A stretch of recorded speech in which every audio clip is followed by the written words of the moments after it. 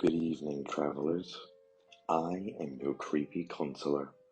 I sit here in my booth in the Vale, the place at which our world and theirs meet, waiting for travelers like yourself to come through as I approve your visa and you take yet another trip to the other side.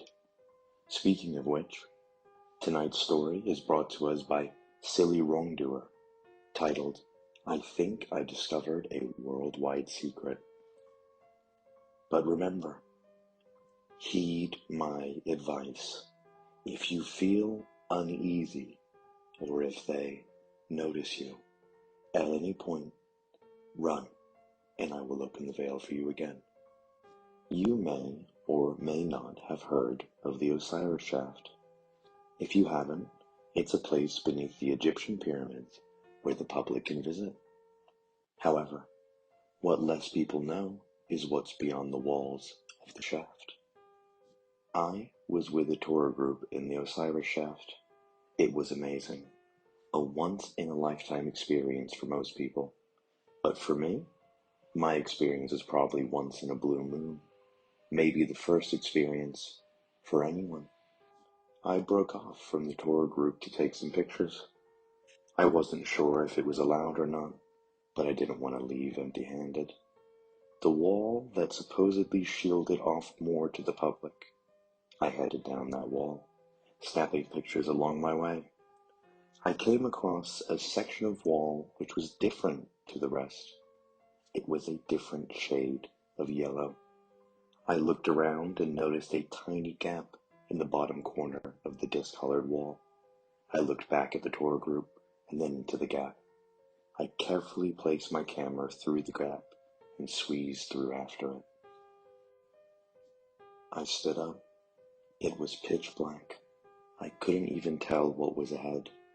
I slowly went forward down what I assumed was a tunnel. I reached a small shaft surrounded by wooden beams. I could see dim light. I climbed down the ladder, shaking at what I might find. When I reached the bottom, I turned around. I tried filming with my camera, but after about 1 minute, my SD card ran out, and I didn't have the spare on me. There were lamps along the wall, all connected to the same wire. What was this? I thought it must be something that maybe some geologists or historians set up for their work down here. I couldn't be more wrong. I went on down the lit-up tunnel, half hoping I'd come across a person. I reached the end of the corridor. I saw the most out-of-place door imaginable. It was iron, like the service doors you see on the tube. It was very rusty. I heaved it open and walked through it. The other side was pitch black. Slowly and cautiously, I walked forward. Every step felt risky. 1 step, 2 steps, 3 steps, 4 steps. As I went for the 5th step, my foot met with something hard, and I went over. As I was getting back up, I had the idea to use my camera flash as my torch. As I did, I directed it down to see what I tripped on. A rail. I looked directly at my feet. Another rail just in front of my feet. I was on a train line. What the fuck? I said out loud. I went back into the door, thinking it was a modern subway.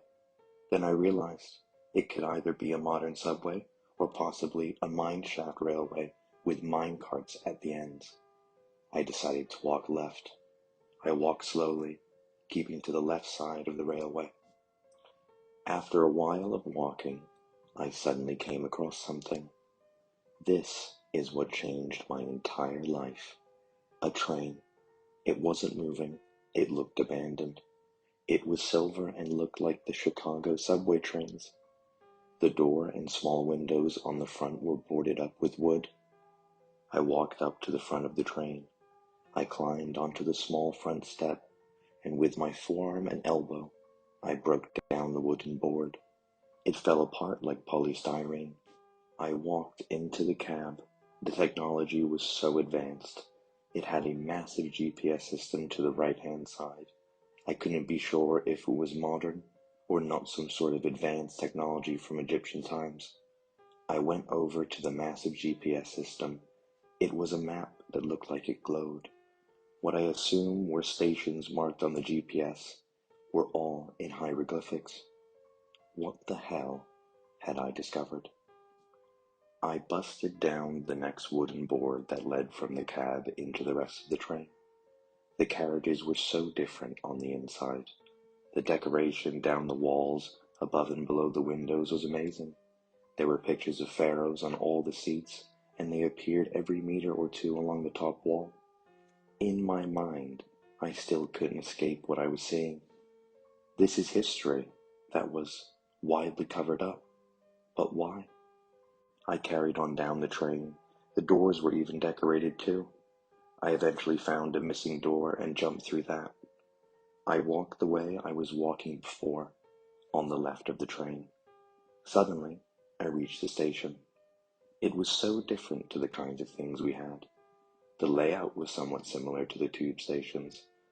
There was one railway, then a walkway between the other platform where there was one railway going the other way.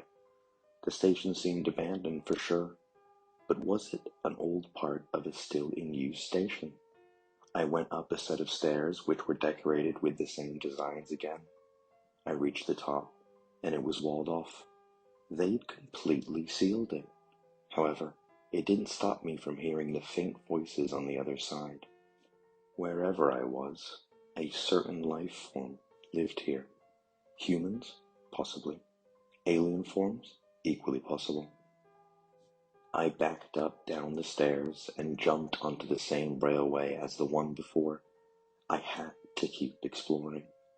On my way to the next station, I came across another train, but passed by it. Suddenly, I came out of the confined tunnel. The tracks stopped dead as I did. I can never forget what I saw. There was an active transit system going in and out of this huge structure. It was insanely tall and wide. It had stairs leading up it. It had Egyptian patterns carved into it. It was taller than any pyramid.